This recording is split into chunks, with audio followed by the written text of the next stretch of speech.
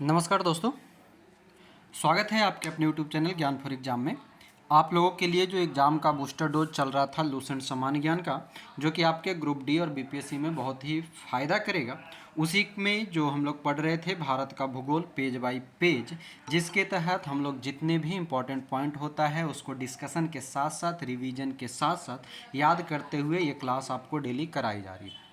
तो आप लोग पीछे के सभी वीडियो अगर नहीं देखा है तो वो आप लोगों ने देख लेंगे और बहुत सारे लोगों का अच्छा रिस्पांस रहा कि सर इसी तरह से इसको कंटिन्यू कराया जाए, बहुत बेहतरीन ढंग से समझाया जा रहा है। हाँ, तो मैं भी आपको कहूँगा कि आप वीडियो को 10 मिनट 15 मिनट पूरा अगर देखेंगे तब आपको कुछ डिफरेंस दिखेगा लूसेंट पढ़ने के तरीका में। ठीक है। बाकी आप लोगों के लिए जो एक ऑफ़र है कोर्स पर, जो कि 400 रुपये की ये सभी जो कोर्स है ये सबको अब एक साथ कंबाइंड करके मात्र 249 कर दिया गया।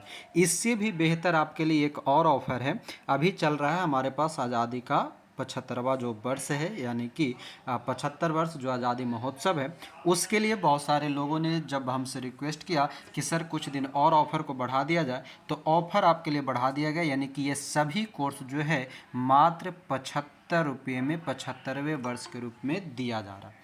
तो आप लोग इस कोर्स में भी जल्द से जल्द ज्वाइन कर जाइए। मात्र ये आपका 17 अगस्त तक ये ऑफ़र रहेगा। 13 अगस्त से ये ऑफ़र चल रहा है, 17 अगस्त तक रहेगा। आप लोग जितना जल्द हो सके इस कोर्स का फ़ायदा लीजिए। मात्र 249 वाला अब सिर्फ 75 में चल रहा है। ठीक है, जितना जल्द हो सके ज्वाइन कर सकते हैं। ये सारी डिटेल आपको यहाँ पर है, इस नंबर पे आप अधिक जानकारी प्राप्त कर लेंगे 7654957719 पे। तो आइए चलते अब सीधे चलेंगे टॉपिक पे, चैप्टर नंबर जो रहेगा वहाँ। चलिए देखिएगा, हम लोग का जो चैप्टर है भारत की प्रमुख बहुउद्देशीय नदी घाटी परियोजना से है, मगर उससे पहले हम लोग जनगणना किए थे, कुछ जनगणना का प्रश्न कर लेते हैं, उसके बाद आगे बढ़ेंगे। जनगणना हम लोग पढ़ लिए थे ना जी? Yes sir. हाँ जी। पहले जनगणना से ज़रा हो जाए मुलाकात, उसके बाद फिर आगे बढ़ेंगे, है ना। और जिनका भी पिछला क्लास छूटा होगा वीडियो देख लीजिएगा जनगणना वाला।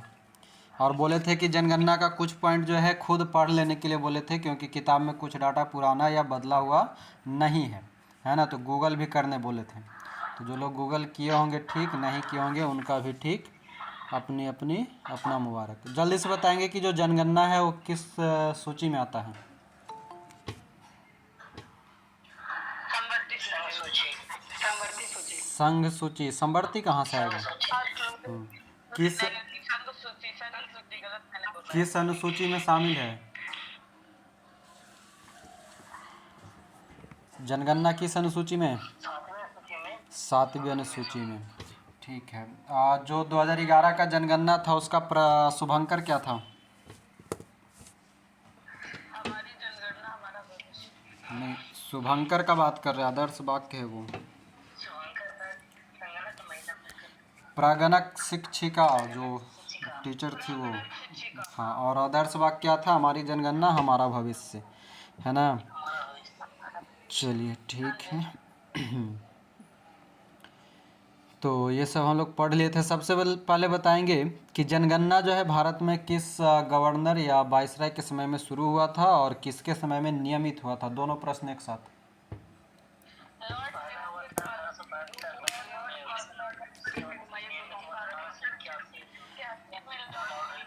1872 में लॉर्ड मेयो के समय, 1881 में लॉर्ड रिपन के समय नियमित जनगणना हुआ था। चलिए, स्वतंत्र भारत की पहली जनगणना कब हुई थी?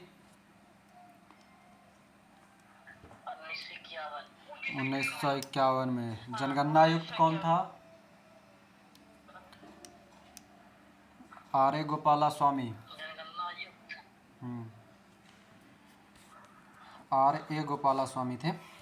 और जो ये बताएंगे कि आधुनिक विश्व में सर्वप्रथम जो है व्यवस्थित जनगणना कहाँ हुआ था, कौन से देश में? स्वीडन में हुआ था। बताएंगे कौन से दो राज्य है जहाँ पर कोई भी अनुसूचित जाति निवास नहीं करता है?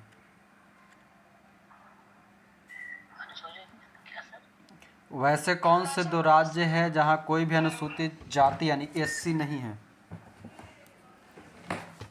हाँ, अरुणाचल प्रदेश और नागालैंड। पूर्वोत्तर के दो राज्य जो है अरुणाचल प्रदेश और नागालैंड। चलिए आगे बताएंगे कि कौन आवाज नहीं आ रहा अच्छे से। आवाज़ नहीं जा रहा अच्छे से, अभी जाएगा, सुनिएगा। कौन सा दो राज्य है जहाँ पर एसटी नहीं है? एसटी पंजाब हरियाणा, पंजाब और हरियाणा में कोई भी एसटी नहीं है। हाँ बताएंगे ऐसा कौन सा केंद्र शासित प्रदेश है जहाँ पर कोई भी एससी नहीं है, अनुसूचित जाति? जल्दी। लक्षद्वीप, अंडमान निकोबार। हाँ, और दिल्ली, चंडीगढ़ और पुडुचेरी में कोई भी एसटी नहीं है ना। चलिए यहाँ तक तो हमारा कंप्लीट था। उसके आगे जो है आपका है भारत के प्रमुख बहुउद्देशीय नदी घाटी परियोजना, यानी कि कौन सा परियोजना किस राज्य में है और किस किस राज्यों को लाभान्वित करता है और किस किस नदी पर है। यहाँ से इम्पोर्टेंट हमारे लिए जो है वो सिर्फ है परियोजना का नाम और संबंधित नदी। बाकी जो लाभान्वित राज्य है वो कभी कभी दिमाग घूमता है सेटर का, तब वो दे देता है ना। जिसमें से भी कि सबका नहीं पूछता है, जो सबसे इम्पोर्टेंट जो कुछ परियोजना है वो। तो ये सब चीज़ है जो कि आपको खुद पढ़ने वाली चीज़ है, बस हम इसको झटके में एक बार पढ़ करके आपको बता देते हैं, और जो इम्पोर्टेंट रहेगा उसको टिक करवा देंगे, आप लोग टिक कर लीजिएगा, ठीक है। कोई दिक्कत? सारे लोग तैयार हैं? चलिए, मेरा आवाज़ स्लो आ रहा है, अभी सही है? दूर से आ रहा है, अभी तो चेक कीजिए।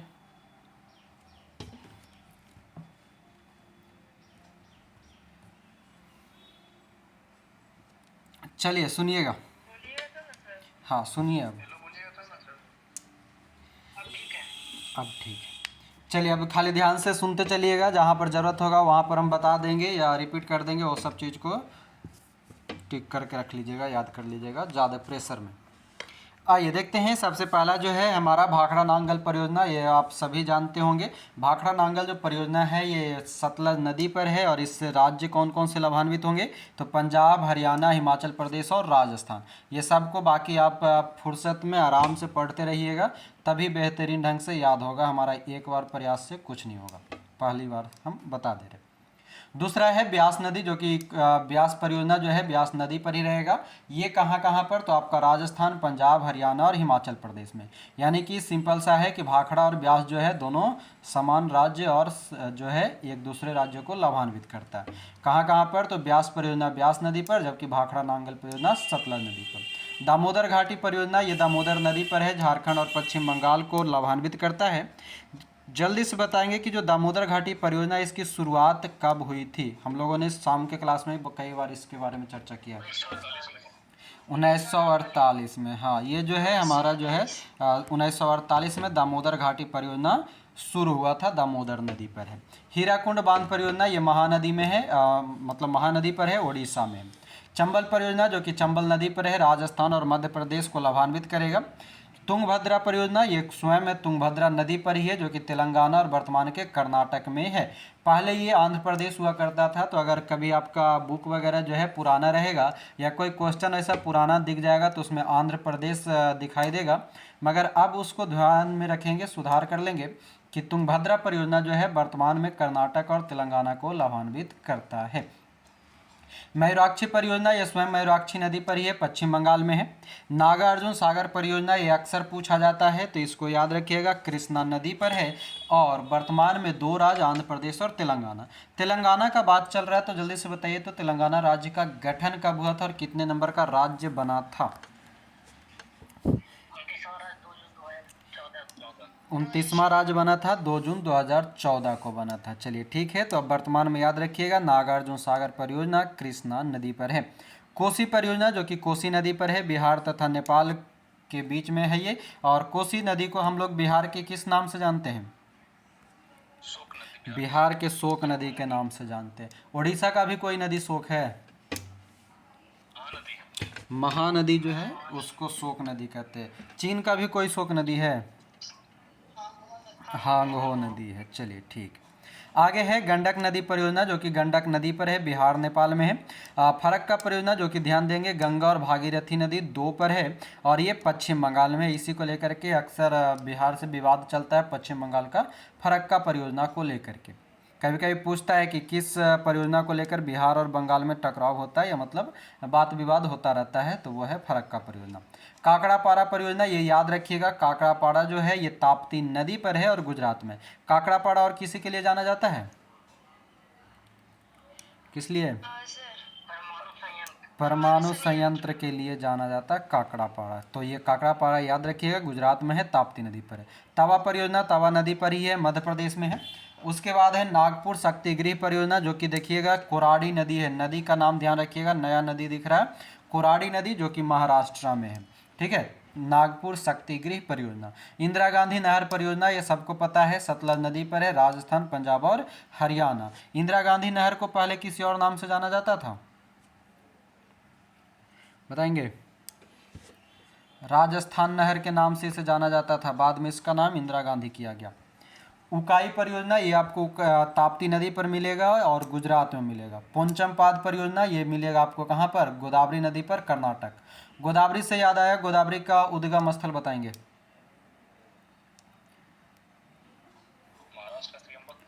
महाराष्ट्र का त्र्यंबकम पहाड़ी से। चलिए ठीक है, आगे मालप्रभा परियोजना ये स्वयं मालप्रभा नदी पर है, कर्नाटका में। महानदी डेल्टा परियोजना महानदी ओडिशा में है। रिहंद परियोजना रिहंद नदी उत्तर प्रदेश में है।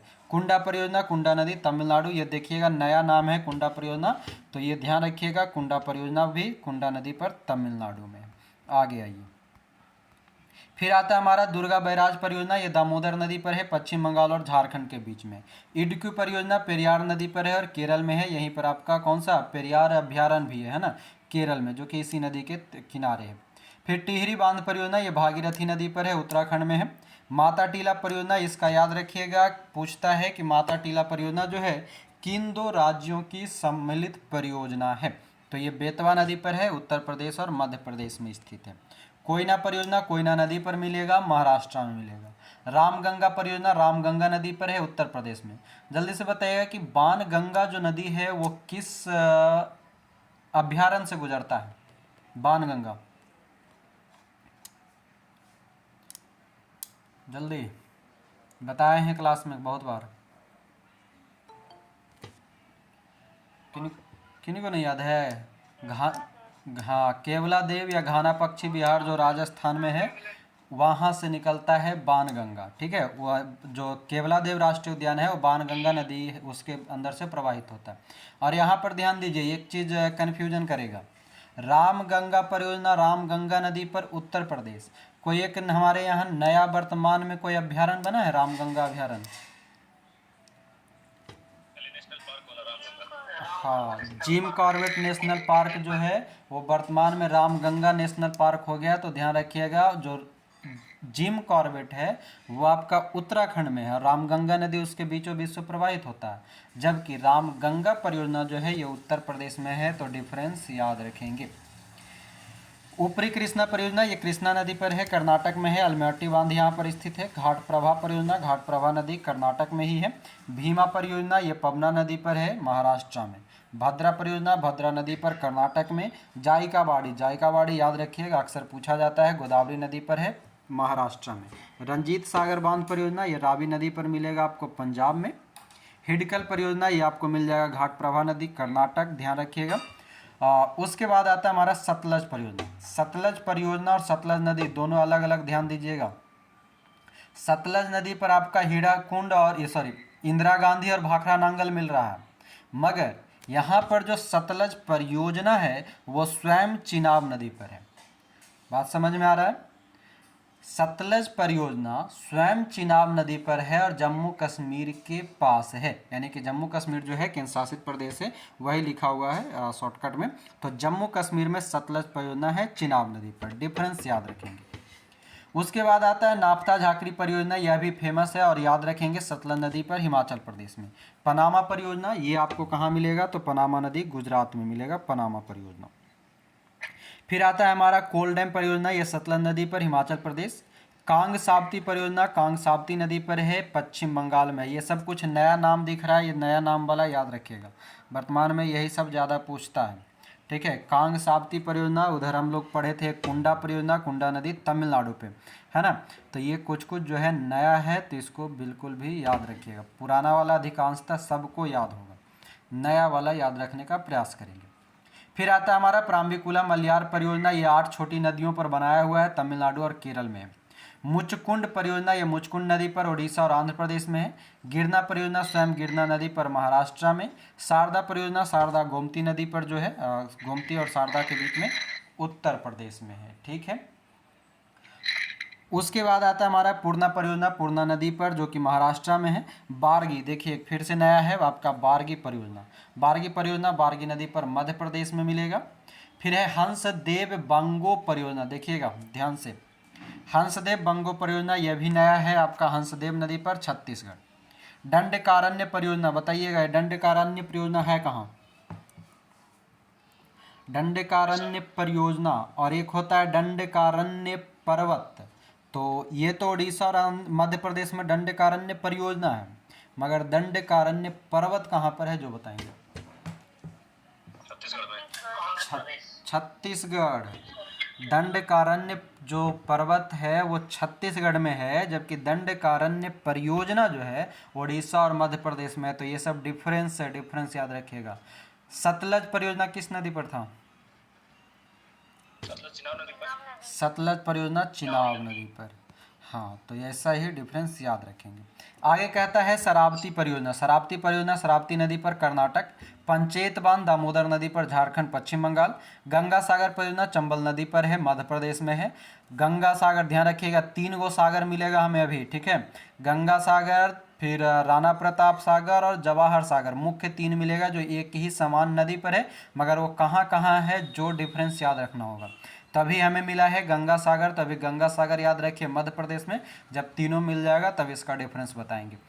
फिर आता है हमारा बाण सागर परियोजना जो कि सोन नदी पर है और बिहार, उत्तर प्रदेश और मध्य प्रदेश पर में, यानी कि ये तीनों राज्यों को लाभान्वित करता है। नर्मदा सागर परियोजना नर्मदा नदी पर है, मध्य प्रदेश गुजरात में। राणा प्रताप सागर परियोजना चंबल नदी पर राजस्थान। जवाहर सागर परियोजना चंबल नदी पर राजस्थान। अब देखिए आपका तीनों मिल चुका है, गंगा सागर, राणा प्रताप सागर और जवाहर सागर। डिफरेंस इसमें यह है कि इन 3 में से 2 जो है राजस्थान में और 1 जो है मध्य प्रदेश में। ठीक है, यहाँ पर गंगा सागर के साथ एक गांधी सागर भी होता है जो लगता है इसमें नहीं दिया, और ये गंगा सागर के जगह पे गांधी सागर ही है। ठीक है, ये कुछ गड़बड़ किया यहाँ पे। गांधी सागर परियोजना जो है एक मध्य प्रदेश में चंबल नदी पर ही है, वहाँ से रिलेट बनेगा। तो देखिएगा गंगा सागर तो ठीक है, अगर दिया है यहाँ पर तो कुछ सोच समझ के दिया होगा। एक गांधी सागर होता है, ठीक है, जहाँ तक हमको लग रहा है कि ये गांधी सागर ही है जो गंगा सागर लिखा है। बाकी रह गया आपका राणा प्रताप सागर और जवाहर सागर। ध्यान रखने वाली बात यहाँ पर यह होता है, कभी कभी आपसे पूछेगा कि राणा प्रताप सागर परियोजना चंबल नदी पर किस राज्य में है, और आपको ऑप्शन में मध्य प्रदेश भी रहेगा, राजस्थान भी रहेगा, बाकी और 2 राज्य रहेंगे ऑप्शन के अनुसार। ठीक है, मगर ध्यान रखना है राणा सागर और जवाहर सागर ये दोनों राजस्थान में होते हैं, जबकि गांधी सागर या फिर आपके बुक के अनुसार जो गंगा सागर दिया है वो मध्य प्रदेश में। मगर ये वाला हमको डॉट लग रहा है, ये गंगा सागर को गांधी सागर आप लोग साइड में कहीं पर लिख लीजिएगा, ठीक है, काटिएगा नहीं, बगल में ही उसको गांधी सागर कर लीजिएगा। चलिए आगे, फिर आता है सरहिंद नहर परियोजना सतलज नदी पर है, हरियाणा। उसके बाद है आपका तुलवुल परियोजना झेलम नदी पर, ध्यान रखिएगा तुलवुल परियोजना झेलम नदी पर है, जम्मू कश्मीर में। दुल्हस्ती परियोजना चिनाब नदी पर है, जम्मू कश्मीर में। तिलैया परियोजना, तिलैया डैम या तिलैया परियोजना आपको मिलेगा बराकर नदी पर, झारखंड में। सरदार सरोवर परियोजना, ये भी ध्यान रखिएगा, ये नर्मदा नदी पर है और लाभान्वित राज्य इससे पूछा जाता है। जिस भी परियोजना में 3 से 4 राज्य शामिल रहेगा ना, वो ज़्यादातर पूछता है। जैसे आपका उधर हो जाएगा भाखड़ा वाला, उधर आपका हो जाएगा ब्यास नदी परियोजना, इधर आपका सरदार सरोवर परियोजना। ये सब के आसपास में जो एक दूसरे से सटा हुआ जो राज्य है, इसलिए कन्फ्यूजन के लिए ऐसा प्रश्न पूछता है। और 3 गो आपका समान ऑप्शन रहेगा, यानी कि सही आंसर वाला रहेगा, और 1 जो है कन्फ्यूजन के लिए देगा। तो जब तक ये तीनों चारों का जो नाम है वो आपको मैप ध्यान में नहीं रहेगा कि हाँ ये 4 राज्य जो है कौन किससे बाउंड्री साझा करता है, अगर आपको ये ध्यान में रह गया कि बाउंड्री साझा करने वाला ये राज्य है, तब आप आसानी से एक ऑप्शन को एलिमिनेट कर सकते हैं। और अगर नहीं रहा मैप के अनुसार ध्यान में, तब थोड़ा सा परेशानी हो सकता है। तो देखेंगे कहता क्या है, सरदार सरोवर परियोजना नर्मदा नदी पर है। गुजरात, मध्य प्रदेश, महाराष्ट्र और राजस्थान, ये तीनों चारों जो है एक दूसरे से क्रॉस होते हुए आ रहा है सरदार सरोवर परियोजना। उसके बाद आखिरी है हमारा बगलिहार परियोजना। बगलिहार परियोजना जो है नर्मदा नदी पर है, चिनाब नदी पर है और जम्मू कश्मीर में स्थित है बगलिहार परियोजना। नोट में देखेंगे यहाँ पर बहुत ही बढ़िया कथन है और ये कथन से प्रश्न पूछे जा चुके हैं, तो ध्यान से समझेंगे। क्या कहता है कि भारत के पहले प्रधानमंत्री हुआ करते थे जवाहरलाल नेहरू। उन्होंने ही सबसे पहले बहुउद्देशीय नदी घाटी परियोजना को आधुनिक भारत का मंदिर कहा है। ये कथन अक्सर हमसे पूछा जाता है कि बहुउद्देशीय नदी घाटी परियोजना को आधुनिक भारत का मंदिर किन्होंने कहा, तो जवाहरलाल नेहरू। कभी कभी आपसे प्रश्न इस तरह से पूछेगा कि पंडित जवाहरलाल नेहरू ने या पहले प्रधानमंत्री जवाहरलाल नेहरू ने किसे या किस परियोजना को आधुनिक भारत का मंदिर कहा, तो आपको याद रखना है बहुउद्देशीय नदी घाटी परियोजना। बहुउद्देशीय नहीं मिलेगा तो नदी घाटी परियोजना। इस तरह से प्रश्न को तोड़ के याद रख लेना है।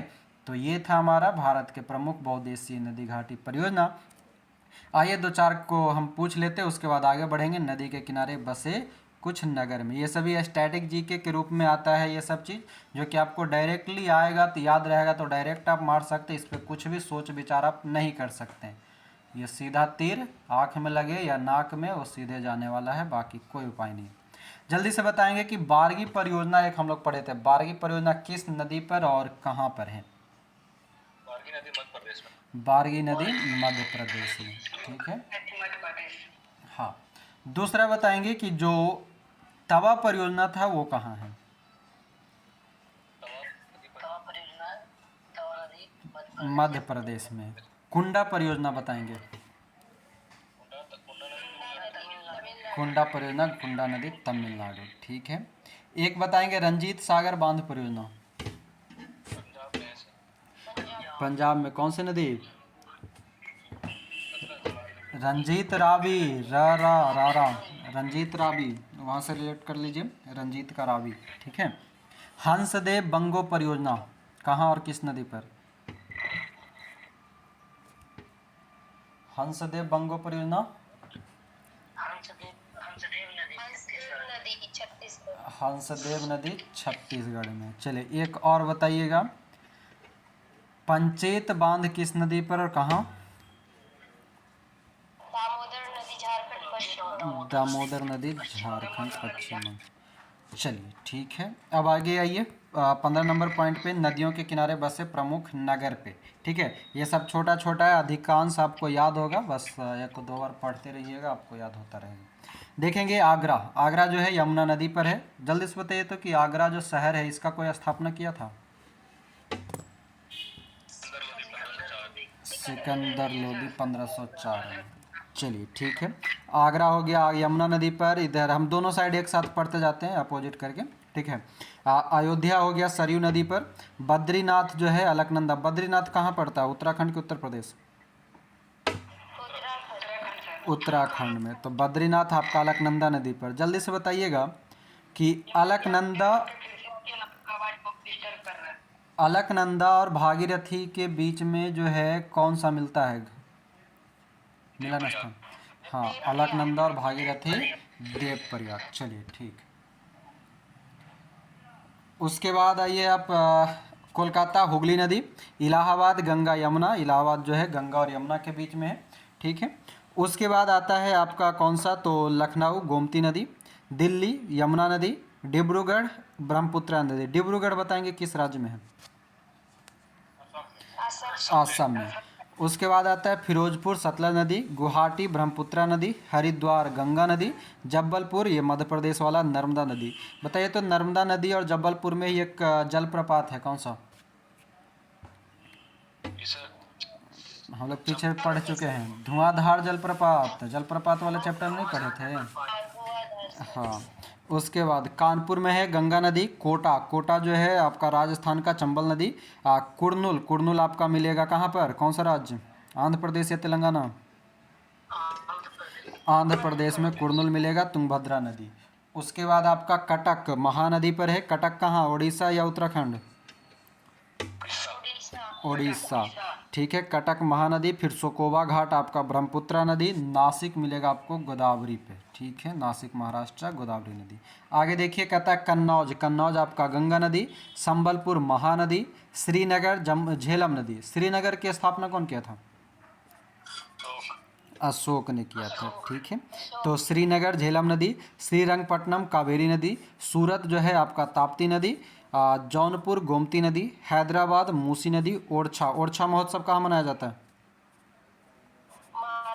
मध्य प्रदेश में। ऐसे ये हाँ, ऐसे ये चेंज होते रहता है कभी कभी। मुख्यतः ओरछा जो है मध्य प्रदेश में मनाया जाता है। तो ओरछा जो है आपका बेतवा नदी। उसके बाद क्या है, मथुरा यमुना नदी। उज्जैन का जो क्षिप्रा नदी, अक्सर ये पूछा जाता है। जमशेदपुर स्वर्णरेखा नदी। बनारस आप सबको ही जानते हैं, गंगा नदी। अहमदाबाद साबरमती नदी। लुधियाना सतलज नदी। अहमदाबाद साबरमती नदी से याद आया, हम लोग कल मनाए 75वां अमृत महोत्सव, है ना। शुरुआत कहाँ से हुआ था और कब हुआ था अमृत महोत्सव की शुरुआत?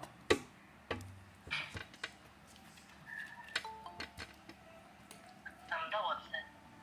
अरे यहीं से जी, अहमदाबाद से। नरेंद्र मोदी जी किए नहीं थे, 12 मार्च 2021 को शुरू किए थे।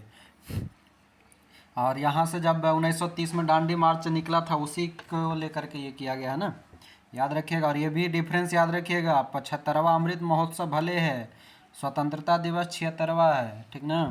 यानी कि 75 का अमृत महोत्सव मनाते मनाते क्वेश्चन में आ गया कि कितने नंबर का स्वतंत्रता दिवस मनाए हैं, तो फिर लटपटा जाइएगा। दोनों में अंतर ये है कि हमारा 75 साल स्वतंत्रता का पूरा कंप्लीट हो चुका है, 76वां में भी हम प्रवेश किए हैं, ठीक ना। तो 76वां मनाए हैं, मगर ये 76वां से 2023 का जब हम 15 अगस्त मनाएंगे तब पूरे 76 साल हमारा पूरा होगा। तो हम लोग 75 साल हमारा स्वतंत्रता दिवस का ऑलरेडी फुल कंप्लीट हो चुका है, 75 वर्ष। ऐसा नहीं कि हम 75वां स्वतंत्रता दिवस मनाएं। तो डिफरेंस याद रखिएगा, पूछेगा करंट वगैरह में। आगे आइए, पंढरपुर। पंढरपुर आपका भीमा नदी पर है। पंढरपुर महाराष्ट्र में पड़ता है, यहाँ मेला भी लगता है। विजयवाड़ा आपका कृष्णा नदी पर। बरेली आपका यूपी वाला रामगंगा नदी। तिरुचिरापल्ली आपका कावेरी। जगदलपुर इंद्रावती नदी। बैतूल आपका ताप्ती नदी। और गोरखपुर राप्ती नदी। ध्यान रखिएगा, ताप्ती और राप्ती में कन्फ्यूजन नहीं होना। गोरखपुर जो है वो राप्ती नदी पर है, ताप्ती पर नहीं है। क्लियर। तो ये था आपका कुछ नदी के किनारे बसे नगर। जल्दी से बताइए तो, एगो टेम्स नदी पर कोई शहर है, विदेशी शहर है, उसका बताइए तो कौन सा? टेम्स नदी पर लंदन है, लंदन। चलिए ठीक। अब आगे देखेंगे, 16 नंबर पॉइंट है भारत के पर्वतीय नगर। ये छोटा छोटा जो है, इस सबको हम लोग कंप्लीट कर लेते हैं आज। भारत के पर्वतीय नगर है, इसमें आपका पर्वतीय नगर दिया है, राज्य या केंद्र शासित प्रदेश दिया, और ऊंचाई दिया है। ऊंचाई सबका याद रखना संभव भी नहीं है और ज़रूरत भी नहीं है, ठीक है। कुछ कुछ का है, ऐसे ऊंचाई का भी पूछता नहीं। फिर भी देख लेते हैं। सबसे पहला हमारा गुलमर्ग। गुलमर्ग जो है जम्मू कश्मीर में आता है, 2651 मीटर है।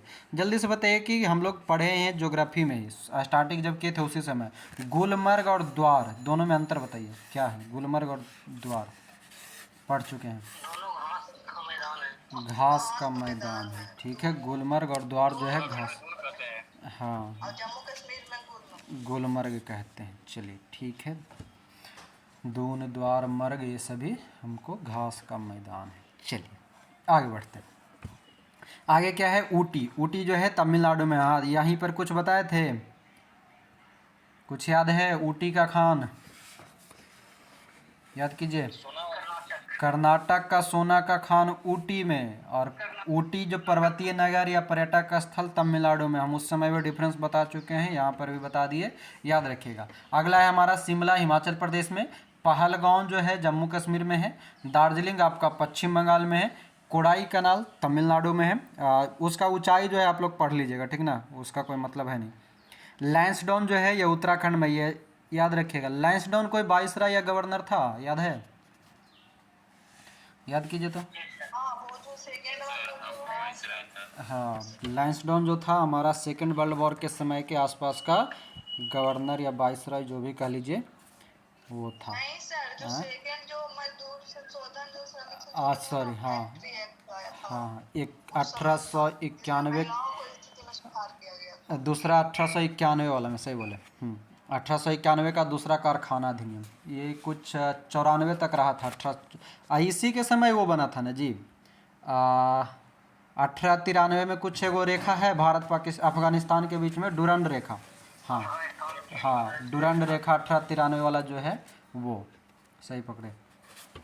हाँ, लैंसडाउन जो था ये हमारा 1894 के आसपास में था, वही 88-86 में आया था, 87-88 में, और 1894 तक था। इतना दो गो याद रखिए, 1891 में दूसरा कारखाना अधिनियम हमको जहाँ तक याद है, और एक 1893 में आपका भारत अफगानिस्तान का डुरंड रेखा। डेट पूरा हमको ध्यान में नहीं है, चेक कर लीजिएगा आप लोग। चलिए आगे है डलहौजी। डलहौजी भी आप लोग पढ़वे किए होंगे, हिमाचल प्रदेश है ना। डलहौजी जो जगह है ये हिमाचल प्रदेश में, मसूरी आपका उत्तराखंड में, कोटगिरी जो है तमिलनाडु में है, मुक्तेश्वर आपका उत्तराखंड, नैनीताल उत्तराखंड, कसौली कसौली जो है ये हिमाचल प्रदेश में है, कुन्नूर आपका तमिलनाडु में है। बहुत सारा ये छोटा छोटा पर्वतीय नगर है, मगर अब छोटकने ज़्यादा पूछता है। गंगटोक आपका सिक्किम में मिलेगा, मनाली आपका हिमाचल प्रदेश में मिलेगा, रानीखेत उत्तराखंड में। हम पहले भी पूछे थे आप लोग से, रानीखेत, रानीपेट और रानीगंज, जल्दी से तीनों बताइए। रानीखेत उत्तराखंड, रानीपेट तमिलनाडु, रानीगंज पश्चिम बंगाल। हाँ, खेत उत्तराखंड, पेट तमिलनाडु, गंज पश्चिम बंगाल, मतलब रानीखेत, रानीपेट और रानीगंज। आगे रांची आपका झारखंड में, मिरिक मिरिक याद रखिएगा आपका पश्चिम बंगाल में है, श्रीनगर सबको पता है जम्मू कश्मीर में है, कोटलिम तमिलनाडु में है, भुवाली आपका उत्तराखंड में है, अल्मोड़ा उत्तराखंड में है, शिलोंग मेघालय में है, सोलन याद रखिएगा हिमाचल प्रदेश में है, नंदी हिल्स बहुत ही इंपॉर्टेंट है, याद रखेंगे, नंदी हिल्स आपका कर्नाटक में है, येरकाड आपका तमिलनाडु, महाबलेश्वर सबको पता है महाराष्ट्र, कलिम्पोंग कलिम्पोंग याद रखिएगा पश्चिम बंगाल, धर्मशाला हिमाचल प्रदेश, कुल्लू घाटी आपको पता है, कुल्लू मनाली दोनों हिमाचल प्रदेश, माउंट आबू राजस्थान, पंचगनी महाराष्ट्र, मन्नार केरल, पंचमढ़ी मध्य प्रदेश। ध्यान दीजिएगा, पंचगनी और पंचमढ़ी दोनों अलग अलग है, ठीक ना। तो पंचगनी महाराष्ट्र, पंचमढ़ी मध्य प्रदेश। सपुतारा सपुतारा जो है आपका गुजरात, ध्यान दे कीजिएगा, सपुतारा है, सपुतारा गुजरात। केमानगुंडी केमानगुंडी कर्नाटक, पेरियार केरल, मंडी हिमाचल प्रदेश, लोनावला और खंडाला जो है महाराष्ट्र। वो एक गाना था ना, ये आती क्या खंडाला, यही है महाराष्ट्र में, दोनों एक ही जगह पे है, पर्वतीय क्षेत्र है। चलिए, तो ये हो गया आपका लोनावला और खंडाला के साथ पर्वतीय नगर जो कुछ भी था 40-41 गो, वो कंप्लीट हो गया। जल्दी से बताइएगा कि नंदी हिल्स कहाँ है, नंदी हिल्स बताएंगे। कर्नाटक में। नंदी हिल्स कर्नाटक। कर्नाटक में है, ठीक है। पंचगनी कहाँ था, पंचगनी महाराष्ट्र। चलिए ठीक है। उसके बाद आता है हमारा मसूरी, मसूरी बताइएगा। उत्तराखंड। लैंसडाउन कहाँ था, मतलब है उत्तराखंड। मिरिक कहाँ है, मिरिक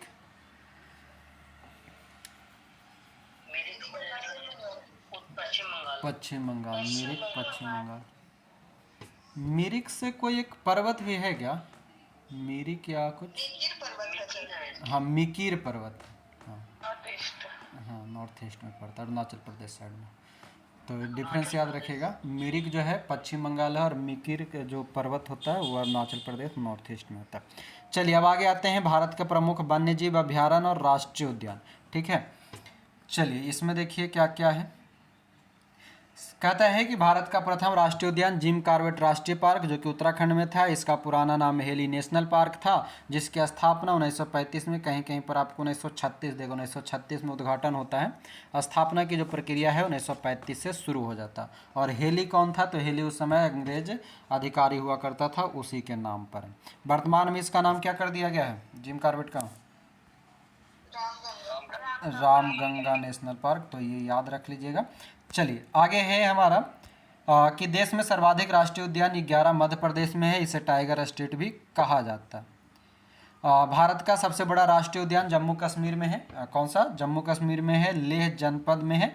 इसका नाम हिमिस नेशनल पार्क है जो कि 3550 वर्ग किलोमीटर में फैला हुआ है, कौन सा, तो हिमिस। फिर कहता है कि भारत का सबसे बड़ा बाघ अभयारण्य, ये ध्यान रखिएगा, नागार्जुन सागर जो है ये आपका आंध्र प्रदेश में है। जल्दी से आप बताएंगे कि नागार्जुन सागर परियोजना किस नदी पर है? कृष्णा नदी पर। हाँ, कृष्णा नदी पर है। और भारत का सबसे बड़ा बाघ अभयारण्य जो है ये भी नागार्जुन सागर आंध्र प्रदेश में है और इसका क्षेत्रफल कुल 3,568 वर्ग किलोमीटर में फैला हुआ। फिर आता है, इधर कहता है कि भारतीय पक्षी विज्ञानी और प्रकृतिवादी सलीम अली को बैडमैन ऑफ इंडिया यानी कि पक्षी मैन कहा जाता है। सलीम अली राष्ट्रीय उद्यान जो है जम्मू कश्मीर के श्रीनगर में, सलीम अली राष्ट्रीय पक्षी उद्यान जम्मू कश्मीर में स्थित है। जिम कॉर्बेट पार्क से रामगंगा नदी बहती है। देश में सर्वाधिक 94 वन्यजीव अभयारण्य अंडमान निकोबार द्वीप समूह में है। डाचीग्राम सैंक्चुरी जो कि कश्मीरी महामृग पाया जाता है। डाचीग्राम कहाँ पड़ेगा, कौन से राज्य में, या यूटी में? जम्मू कश्मीर। जम्मू कश्मीर में। हाँ, दाचीग्राम मिलेगा जम्मू कश्मीर में।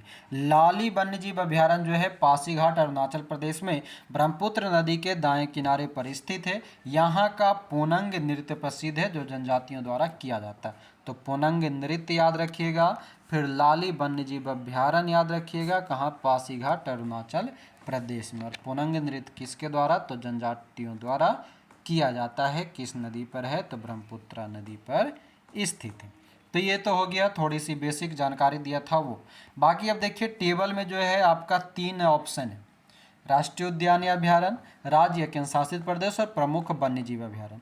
प्रमुख वन्यजीव अभयारण्य जो है लगभग सब में समानता है, इसलिए हम इसके जो प्रमुख वन्यजीव प्राणी अभयारण्य प्राणी जो है उसको हम नहीं बताएंगे इस समय, ठीक है। सिर्फ राष्ट्रीय उद्यान और आपका राज्य हम एक बार बता देते हैं, आप लोग फिर से इसको और फुर्सत में पढ़ते रहिएगा, बहुत सारा याद भी होगा।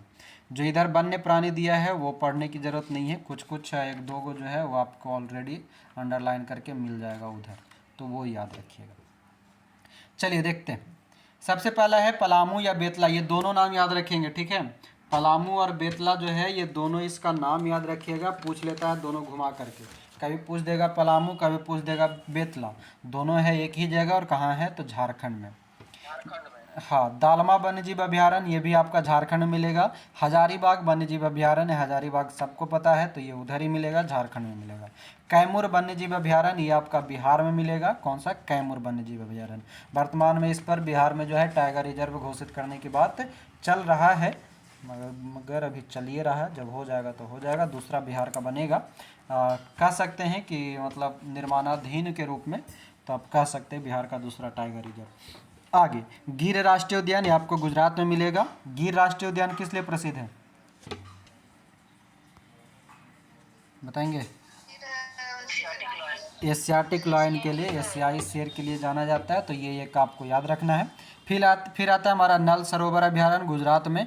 कार्बेट राष्ट्रीय उद्यान वही जिम कार्बेट या हेली या रामगंगा उत्तराखंड में। दुधवा राष्ट्रीय उद्यान उत्तर प्रदेश। चंद्रप्रभा आपका उत्तर प्रदेश। बांदीपुर याद रखिएगा, बांदीपुर अक्सर पूछा जाता है, कर्नाटका। भद्रा अभयारण्य आपका कर्नाटक में मिलेगा, बांदीपुर और भद्रा दोनों कर्नाटक में मिलेगा। आगे अब देखिए यहाँ पर सोमेश्वर जो है कुछ नया दिख रहा, तो इसको याद रख लीजिएगा नाम के साथ इसको। तो सोमेश्वर अभयारण्य जो है कर्नाटक में। सोमेश्वर की पहाड़ी कहीं पर है बताएंगे? बिहार में। हाँ, तो सोमेश्वर की पहाड़ी हमारा उधर पूर्वी साइड में हिस्सा बनाता है ना, उत्तर प्रदेश और नेपाल के बीच में। और ये जो है सोमेश्वर अभयारण्य है जो कि कर्नाटका में, तो ध्यान रख लीजिएगा।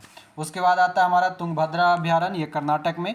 पाखाल वन्यजीव अभयारण्य अक्सर पूछा जाएगा और पूछा जाता है, तो पाखाल और कावला दोनों तेलंगाना में है, याद रख लीजिएगा। पाखाल और कावला तेलंगाना। मानस ये आपका असम में है।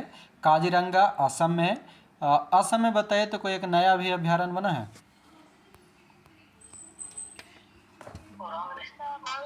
ओरांग, दिहिंग पटकाई, रायमोना, दिहिंग पटकाई। हाँ, तो ये सब याद रख लीजिएगा, है ना। तो ये हो गया मानस आपका असम में, काजीरंगा असम में। और काजीरंगा के लिए याद रख लीजिएगा एक सिंग वाला गेंडा वहाँ का फेमस है। फिर आता है घाना पक्षी विहार, ये आपको राजस्थान में है। राजस्थान में भी एक पक्षी विहार बना है, मतलब नया बना है टाइगर रिजर्व, कौन सा? रामगढ़ विषधारी, रामगढ़ विषधारी। हाँ हाँ, 52 बार, ठीक है। तो घाना पक्षी बिहार या केवला देवी इसी को कहा जाता है राजस्थान में। रणथंभौर राजस्थान में, कुंभलगढ़ राजस्थान में, पेंच जो है याद रखिएगा महाराष्ट्र और मध्य प्रदेश दोनों में है। तंसा, तंसा जो है ये देखिएगा ये महाराष्ट्र में है। बोरीवली ये भी महाराष्ट्र में है। अबोहर जो है पंजाब में है। चिल्का उड़ीसा, सिमलीपाल उड़ीसा, वेदांतगल तमिलनाडु, इंदिरा गांधी अभ्यारण्य ध्यान दीजिएगा, इंदिरा गांधी अभ्यारण्य जो है ये आपका तमिलनाडु। मधुमलई याद रखेंगे तमिलनाडु पूछता है मधुमलई। फिर डाम्फा, डाम्फा याद रखिएगा, डाम्फा दाचीग्राम, और एक और क्या होता है डालमा, ये तीन को कन्फ्यूजन करता है, ठीक है। हाँ, डाम्फा, डालमा और दाचीग्राम, ये तीन ध्यान रखिएगा। दाम्फा आपका मिलेगा मिजोरम में, दाचीग्राम आपको मिलेगा जम्मू कश्मीर में, और डालमा मिलेगा कहाँ, पश्चिम बंगाल में। तो ये तीन नाम याद रखिएगा, तीनों डाडा दादा के नाम के चक्कर में फंसता है, तो ध्यान देंगे। दाम्फा जो है आपका मिजोरम, पेरियार आपका केरल, पराम्बिकुलम केरल, कान्हा किसली मध्य प्रदेश, पंचमढ़ी मध्य प्रदेश। पंचगनी अभी हम लोग पढ़े थे पीछे, कहाँ है पंचगनी, पंचगनी महाराष्ट्र में और पंचमढ़ी मध्य प्रदेश में। चलिए ठीक है। तो दाचीग्राम फिर है आपका जम्मू कश्मीर, किश्तवाड़ राष्ट्रीय उद्यान जम्मू कश्मीर, बांधवगढ़ मध्य प्रदेश, नागरहोल, नागरहोल याद रखिएगा ये आपका कर्नाटक, पखुई वन्यजीव अभ्यारण्य अरुणाचल प्रदेश, सुल्तानपुर हरियाणा, रोहिला राष्ट्रीय उद्यान हिमाचल प्रदेश, सुंदरबन आपका मिलेगा पश्चिम बंगाल, भगवान महावीर उद्यान गोवा, और उसके बाद नोंगर बाइलेम, नोंगर बाइलेम कहाँ पर है तो मध्य मेघालय में है, नोंगर बाइलेम मेघालय, और किबुल लामजाओ राष्ट्रीय उद्यान मध्य प्रदेश में। किबुल लामजाओ किस लिए फेमस है,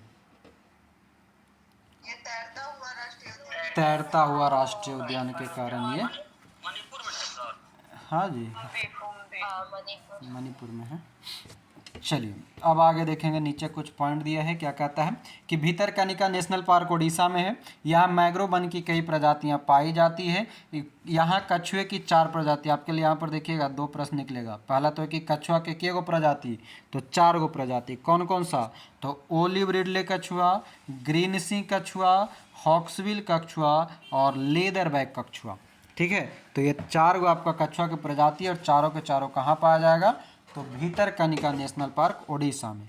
कहता है कि यहाँ विश्व का सबसे बड़ा ओलिव रिडले कछुआ का प्रजनन स्थल है, कौन सा, भीतरकनिका नेशनल पार्क जो है वो।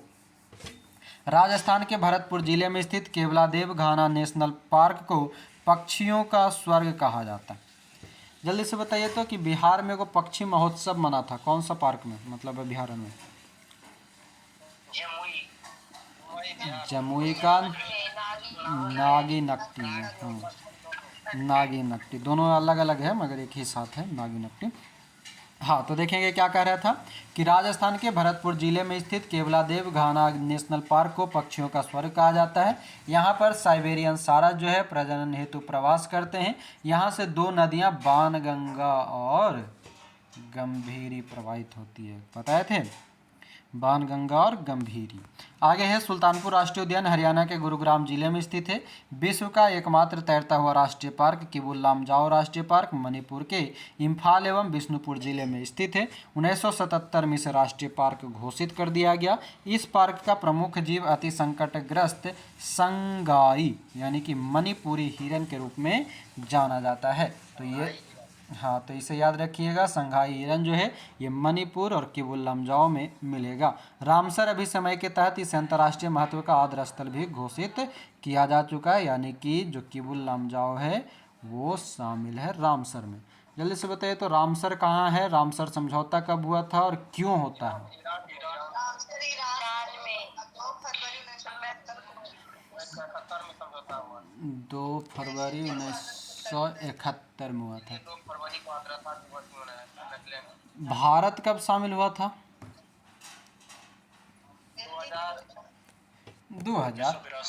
1982 में। कब शामिल हुआ था, स्मॉल डेट बताएंगे, 1 फरवरी नहीं 1 फरवरी 1982 को भारत शामिल होता है। चलिए अब आ गया ये क्या दिया है, पक्षी बिहार है, छोटा छोटा सा, ईस्वी वगैरह तो उतना नहीं पूछेगा। ईसवी इसमें जितना पक्षी बिहार है वो अधिकांशतः यूपी का है, तो यूपी का कोई एग्ज़ाम दीजिएगा वहाँ पर ईसवी पूछ सकता है नॉर्मली, बाकी ऐसे पूछता नहीं है ईसवी। देखिए पहला है आपका नवाबगंज पक्षी विहार उन्नाव यूपी में। जितना यहाँ पर जो किताब में दिख रहा है ना सब यूपी का ही है, ठीक है। डायरेक्टली हम एक ही बार बोल दिए, काहे कि बार बार बोलने से अच्छा एक ही बार समझ लीजिए, है ना। तो नवाबगंज पक्षी विहार ये सब उन्नाव मतलब यूपी का जिला है, जनपद मतलब जिला होता है। तो उन्नाव जिला में 1984 में स्थापना हुआ। समसपुर पक्षी विहार रायबरेली उत्तर प्रदेश में 1987 में स्थापना होता है। लाख बहासी पक्षी विहार, ये जगह का नाम हम लोग याद रखेंगे, इस भी याद रहे न रहे, जगह का नाम सब याद रखिएगा। तो लाख बहासी पक्षी विहार कन्नौज में है। फिर सांडी पक्षी विहार हरदोई, ये भी उत्तर प्रदेश में है, 1990 में बना। बखीरा ये वाला पूछा जा चुका है तो बखीरा याद रखिएगा, संत कबीर नगर 1990 में। ओखल पक्षी विहार गाजियाबाद और गौतम बुद्ध नगर में है। समान पक्षी विहार देखिएगा, समान पक्षी विहार ये है आपका मैनपुरी।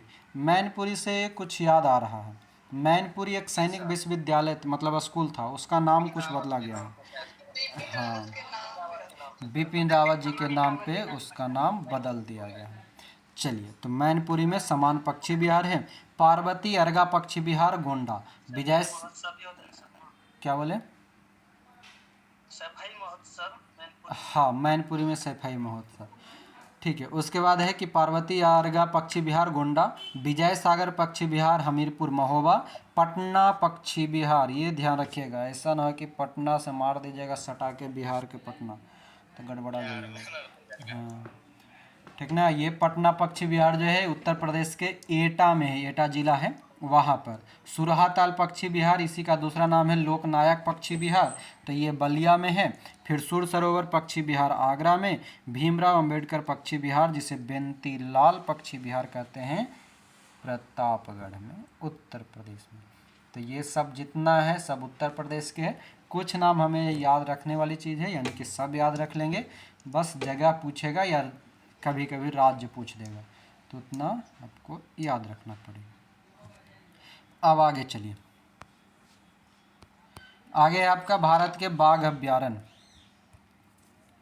आइए देखिएगा भारत के बाघ अभ्यारण्य, और ये आज अगर हम लोग का कंप्लीट हो जाता तो कल ज्योग्राफी समाप्त हो जाएगा, है ना।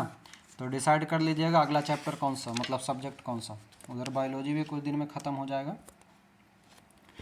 आइए तब तक देखते हैं भारत के बाघ अभ्यारण्य, जिसमें कहता है कि राजस्थान के जोधपुर निवासी कैलाश सांखला, ध्यान रखेंगे व्यक्ति बड़ा इंपॉर्टेंट है और हमारे लिए भी इम्पॉर्टेंट है।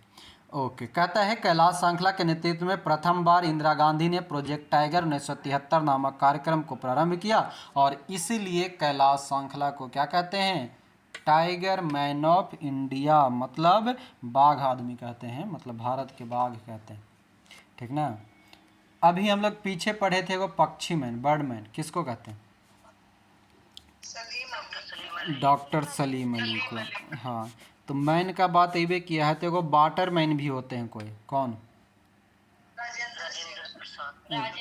राजेंद्र सिंह। हाँ, राजेंद्र सिंह जो है वाटर मैन, कैलाश सांखला आपका टाइगर मैन, और एगो बर्ड मैन हो गए उधर कौन, सलीम अली। एगो कोई मेट्रो मैन भी होते हैं,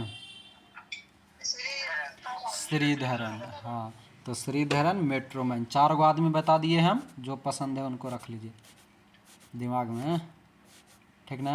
कौन कौन, tiger man, Kailash Sankhla. Milkman भी होता है। अच्छा, मिल्कमैन भी होते हैं, जो घर पे घर घर दूध पहुंचाता है जो। नहीं सर, वो बरगिज कुरियन। चलिए ठीक है, तो 5 गो हो गए ना जी। हाँ, तो फिर से हम एक बार रिपीट कर देते हैं, सब सुन लीजिएगा। Tiger man Kailash Sankhla, Birdman या पक्षी वाला जो है वो आपका हो जाएंगे सलीम अली, मेट्रो मैन आपका श्रीधरन, दूध मैन या मिल्कमैन जो बोले वो आपका हो जाएंगे कौन, बरगिज कुरियन, और एक और कौन छूट गया, कोई छूटा, हाँ वाटरमैन, वाटरमैन हो जाएंगे राजेंद्र सिंह। 5 गो याद रख लीजिएगा। चलिए, और मिसाइल मैन, अरे अब वैसे तो है ही है, डॉल्फिन मैन, मिसाइल, हाँ डॉल्फिन मैन आर के सिन्हा। मिसाइल मैन अपना जिसको बोल दीजिए, जिसका अंत नहीं, हाँ जिसका अंत नहीं वो अनंत है, APJ अब्दुल कलाम साहब। चलिए ठीक है, आगे बढ़िए। कहता है कि क्षेत्रफल की दृष्टि से भारत का सबसे बड़ा बाघ रिजर्व जो है नागार्जुन सागर श्रीशैलम आंध्र प्रदेश में है। क्षेत्रफल की दृष्टि से सबसे छोटा जो बाघ रिजर्व है वो है पेंच महाराष्ट्र में। ध्यान दीजिएगा, पेंच हम लोग अभी पढ़े थे क्या, महाराष्ट्र और मध्य प्रदेश में। पेंच का ही जो कुछ हिस्सा है वो ज़्यादातर लगभग 90% जो हिस्सा है 85 से 90% वो मध्य प्रदेश में है, और जो महाराष्ट्र वाला जो हिस्सा है पेंच का वो सबसे छोटा बाघ रिजर्व बन जाता है। तो ध्यान रखेंगे। विश्व का सर्वाधिक ऊंचाई पर अवस्थित बाघ रिजर्व ये नामदफा है, और नामदफा कहाँ पर, अरुणाचल प्रदेश में है। अरुणाचल प्रदेश। हाँ, आगे कहता है कि देश के 18 राज्यों में बाघ पाए जाते हैं। ठीक है, पाने दो। 18 राज्यों में, भारत में के गो राज्य, 35 गो। नहीं यार, 28 है। अच्छा, 28 गो है, हमको लगा 2-4 गो आप लोग बढ़ा दिए होंगे 15 अगस्त में। पाकिस्तान तरफ नहीं हल्ला बोले जी, इन्हें कि उधर से खींच खाच के लेके आवे 2-4 गो। रामसर से बड़ा 75। अच्छा, हाँ, रामसर साइट बदल गया, आएगा कभी तो उसको पढ़ेंगे हम लोग। आगे देखिए क्या कहता है कि देश के 18 राज्यों में बाघ पाए जाते हैं। ठीक है, रेड डाटा बुक ये बहुत ही इंपॉर्टेंट है, इसको याद रखिएगा, प्रश्न पूछता है। कहता है सर्वप्रथम 1963 ईस्वी में सर पीटर स्कॉट ने अंतर्राष्ट्रीय रेड डाटा बुक IRBD की कल्पना की। ध्यान दीजिएगा, IRBD है, एगो ऐसने कोई और नाम समानता मिलता है जिसको वर्ल्ड बैंक भी कहते हैं, IBRD। हाँ, तो ध्यान रखिएगा। देखिए शॉर्टकट, कभी कभी शॉर्टकट वो पूछ लेता है ना, तो शॉर्टकट से ध्यान रखिएगा। ये है IRBD, international red book of data, ऐसा कुछ है, जबकि एगो IBRD होता है, ठीक है ना, जिसको हम वर्ल्ड बैंक भी कहते हैं। तो अंतर स्पष्ट है, आप याद रखेंगे। तो 1963 में कौन, सर पीटर स्कॉट। कहता है रेड डाटा बुक में ऐसे पशु पक्षी और पौधों के बारे में जानकारी दी गई है जो विलुप्त होने के कगार पर है, मतलब कि जिसका पैर कब्र में लटका हो वैसा आदमी, मतलब कि एकदम आखिरी समय में पहुंचा हुआ है, विलुप्त होने वाला है, संकट में है, वैसे सभी पशु पक्षी पेड़ पौधे का जो डाटा होता है उसको संग्रहित किया जाता है, वो कहलाता है रेड डाटा, यानी कि लाल खतरा है उसका आखिरी निशान। ये कहता है इसका संकलन जो है ज्वाइंट नेचर कंजर्वेशन कमेटी द्वारा किया जाता है, और इसका प्रकाशन 1964 में, ध्यान देंगे, कल्पना की बात पीटर स्कॉट ने 63 में किया, और वही रेड डाटा बुक्स पहली बार प्रकाशित कब होता है, तो 1964 में होता है। तो अंतर याद रखिएगा 63 और 64 में। अब आइए, यहाँ पर दे रखा है पूरे बॉक्स में कि बाघ, भारत के बाघ अभ्यारण्य, जिसमें कुछ का घोषणा वर्ष भी दिया हुआ है, सबका घोषणा वर्ष उतना इम्पोर्टेंट नहीं रखता, बाकी आपके लिए इम्पोर्टेंट जो है राज्य और उससे संबंधित बाघ अभ्यारण्य। कुछ ये बुक में जो भी है, नया वाला बुक में भी ये पगला ये इसको अपडेट नहीं किया है, मगर हम जहाँ जहाँ पर जो कुछ है, जहाँ तक मेरे ध्यान में रहेगा सबको हम बता देंगे, आप लोग नोट कर लीजिएगा, ठीक ना। ये 2022 में भी बुक छापा, तभी नहीं बदला है, बताइए, फालतू में पैसा ले लिया है ना जी, हम लोग को पुराना डाटा दे दिया। देखिएगा, सबसे पहले देखिए असम में, यहाँ पर जो 4 लिखा हुआ है इसको पहले 7 कीजिए, सारे लोग बदलते जाएंगे अपने अपने बुक में, ठीक ना। असम में 7 कीजिएगा, और असम में वर्तमान में 7 है, जिसमें से कि आपका 4 कौन कौन सा, मानस, नेमेरी, काजीरंगा, ओरांग तो दिया हुआ है, एक आपका रायमोना, एक आपका दिहिंग पटकाई, और एगो कौन छूट गया, मानस, नोमेरी, काजीरंगा, ओरांग, रायमोना, दिहिंग पटकाई, 6 गो हुआ जी। एक और कोई छूट रहा, 6 है कि 7 है असम में, 7 है ना, दिहिंग पटकाई, रायमोना, मानस, नेमेरी, काजीरंगा, ओरांग, ये वो कौन छूट रहा, ये वो कोई छूट रहा। हाँ, अब फिर से मिला लीजिएगा, मानस, नेमेरी, काजीरंगा, ओरांग 4 गो तो दिया है, डिब्रू सैखोवा 5वां नंबर वाला बना है, जो 6ठा नंबर पे रायमोना, 7वां नंबर पे दिहिंग पटकाई। अब क्लियर हो गया। अब आगे आइए अरुणाचल प्रदेश। अरुणाचल प्रदेश में आपको 3 गो मिलेगा, नामदफा, पाकुई और क्या बोले, डिब्रू सैखोवा 5वां नंबर पे डिब्रू सैखोवा। आगे अरुणाचल प्रदेश का बात कर रहे थे, नामदफा, पाकुई और कामलांग। आंध्र प्रदेश में आपका नागार्जुन श्रीशैलम है जो कि सबसे बड़ा है, ठीक है। और उसके बाद आता है आपका बिहार, बिहार में एक ही है वाल्मीकि, मगर एक और प्रस्तावित है जो कि केरल कैमूर वाला है, ठीक ना, तो अभी प्रस्तावित है, अभी कुछ बना नहीं है। छत्तीसगढ़ का इंद्रावती, अचानकमार और उदंती सीता नदी। और एक और यहाँ ऐड कर लीजिएगा, छत्तीसगढ़ में 3 के जगह 4 कर लीजिए, और चौथा कर लेंगे कौन सा, गुरु घासीदास टाइगर रिजर्व, जो कि 53वां नंबर का है, वो याद रखिएगा। फिर झारखंड में एक है पलामू या बेतला, मिजोरम में आपको मिलेगा डम्पा। उसके बाद आता है हमारा राजस्थान, राजस्थान में कितना, 3 है, यहाँ पर भी चेंज करेंगे। राजस्थान में कर लीजिएगा 4, कौन कौन सा, तो रणथंभौर, सरिस्का, मुकुंदरा हिल्स या मुकुंदरा पहाड़ी, और एक हो जाएगा आपका कौन सा, रामगढ़ विषधारी। ठीक है, 52वां नंबर का टाइगर रिजर्व था, गुरु घासीदास 53वां नंबर का था। तो ये हो गया। अब आगे आइए, कर्नाटक, कर्नाटक में आपका मिलेगा भद्रा, उसके बाद आपको मिलेगा नागरहोल, दांदेली आंसी और बिलीगिरी रंगनाथ मंदिर। बांदीपुर, भद्रा, नागरहोल, दांडेली आंसी और बिलीगिरी रंगनाथ मंदिर। केरल में आपका 2 गो है, पेरियार और परम्बिकुलम। मध्य प्रदेश, मध्य प्रदेश में आपका टाइगर स्टेट के रूप में 6 है, कौन कौन सा, तो 6 सुनेंगे, कान्हा, पेंच, बांधवगढ़, पन्ना, सतपुड़ा और अजय डुबरी, सॉरी संजय डुबरी। संजय डुबरी आपको इधर भी मिलेगा, महाराष्ट्र साइड में भी नहीं दिया है इसमें। संजय डुबरी का कुछ हिस्सा भी महाराष्ट्र में जाता है, पेंच का भी जाता है, संजय डुबरी का भी जाता है। आगे है महाराष्ट्र, महाराष्ट्र में भी 6 है, कौन कौन सा, तो देखिएगा, मेलघाट, पेंच, तंडोबा अंधेरी, सहाद्री, नवेगांव, नागजीरा और बोर। इसमें भी एगो ऐड कीजिएगा, 6 के जगह 7 कीजिए इसको, एगो नया बना है, अम्बोली ऐड कर लीजिएगा, ठीक ना, अम्बोली, महाराष्ट्र में एक ऐड करेंगे, अम्बोली। चलिए आगे आइए, किधर रह गया, हाँ यहाँ है। उत्तर प्रदेश, उत्तर प्रदेश में आपका 3 ही है, दुधवा, अमानगढ़ और पीलीभीत, ये 3 गो हो गया। फिर आता है आपका कौन सा, उत्तराखंड, उत्तराखंड में जिम कार्बेट और राजा जी, वही रामगंगा वाला। पश्चिम बंगाल में 2, सुंदरबन और बुक्सा। तेलंगाना में कवल वाला, कवल टाइगर रिजर्व तेलंगाना। उसके बाद आपका उड़ीसा में 2, सिमलीपाल और सतकोसिया, उड़ीसा में 2 ये टाइगर रिजर्व दिया है, सिमलीपाल और सतकोसिया, भीतरकनिका ये सब नहीं। आगे फिर तमिलनाडु है, तमिलनाडु में है आपका अन्नामलाई, मधुमलाई, सत्यमंगलम और मोस्ट इम्पॉर्टेंट श्रीविल्लिबुथुर मेघामलाई। ये याद रख लीजिएगा, श्रीविल्लिबुथुर मेघामलाई 2021 में बना था। और क्या कह रहा है नोट में कि 1973 में 9 टाइगर रिजर्व थे, वर्तमान में पूछेगा तो कितना, वर्तमान में कितना टाइगर रिजर्व 2022 तक, 53, हाँ। जब 1973 में, 1973 यानी कि कुछ याद आ रहा है, बाघ परियोजना, टाइगर परियोजना कब आया था, 1973 में, हाँ। तो इसलिए याद रखिएगा, जिस समय टाइगर प्रोजेक्ट आया था 9 गो था, वर्तमान में 53 गो है। और ये क्या कहा है कि श्रीशैलम का विस्तार जो है वो जो आंध्र प्रदेश में था वो तेलंगाना में भी है। तो ये हमारा समाप्त हो गया टाइगर रिजर्व, ठीक है, और ये समाप्त हो गया। तो आज यहीं तक रखेंगे। बिहार में टाइगर संख्या 67 है ना, क्या है, 67 बिहार में टाइगर की संख्या, हाँ बाघ की संख्या ना, 67 हाँ हो गया। 67 हो गया। 67 हो गया। चलिए ठीक है,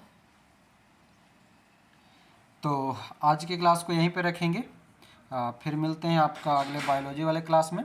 और बाकी रह गया कि आप लोग जितना हो सके आप 75 रुपये वाला में ज्वाइन कर सकते हैं, आपका 17 अगस्त तक की ऑफ़र है, ठीक है। और इस नंबर पे संपर्क कर लेंगे 7654957719, सारी जानकारी यहाँ दे दी जाएगी। तो अभी के लिए इतना ही, मिलते हैं अगले वीडियो में। आपका बहुत बहुत धन्यवाद, जय हिंद।